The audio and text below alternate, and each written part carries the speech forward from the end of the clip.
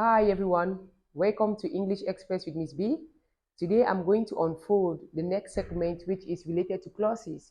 In our previous video we spoke about two types of clauses, independent and dependent clauses, and I explained what an independent clause is, and today I'll be talking about a dependent clause.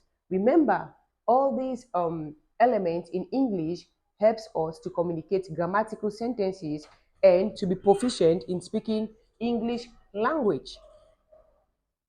Now let's begin. What is a dependent clause? But maybe some of us forgot what I explained in the previous video. I'm going to explain what a clause is, okay? A clause is a combination or a mixture of words, a group of words to form sentences, okay? And most of the times you have subject and verbs joined together. So what is a dependent clause? A dependent clause is a clause that does not express a complete idea or a complete notion. It must be attached, okay, to the main clause, which is also known as, okay, the independent clause for it to make sense. Now, let us look at examples of dependent clauses. The first is note. Almost all dependent clauses begins with what and why. What the boy did was not very useful to her. You keep asking your question. What did the boy do? What did the boy do? We don't know what the boy did. So that is why it is dependent. Maybe the boy did something. So dependent clauses must be attached to the main clause, MC, for it to make sense. While you were sleeping, our puppy knocked over the table. So while you were sleeping. So most dependent clauses begin with what and why. Again, when the president arrives, what will happen if the president arrives? We don't know what will happen.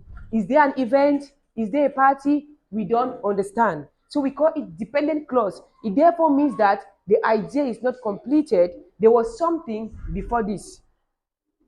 Until the sun set. When you see words like until at the beginning or at the middle of a sentence, okay, it means it is dependent. Until the sun set, what will happen? Are we having a party? Are we having a celebration? What will happen until the sun set? We don't know. So we call it dependent clause. Why flowers continue to bloom? So what happened? So most sentences beginning like this, we don't see them as complete. The idea is incomplete.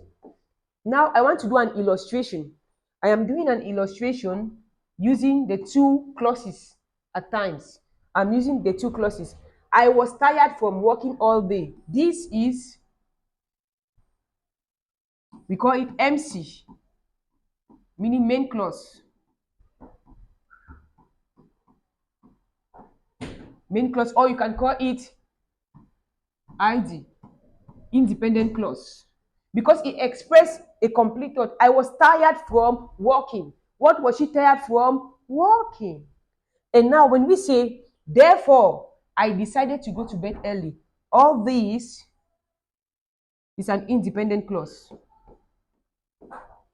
Okay? All this is a dependent clause. All this is a dependent clause, DC, or subordinate.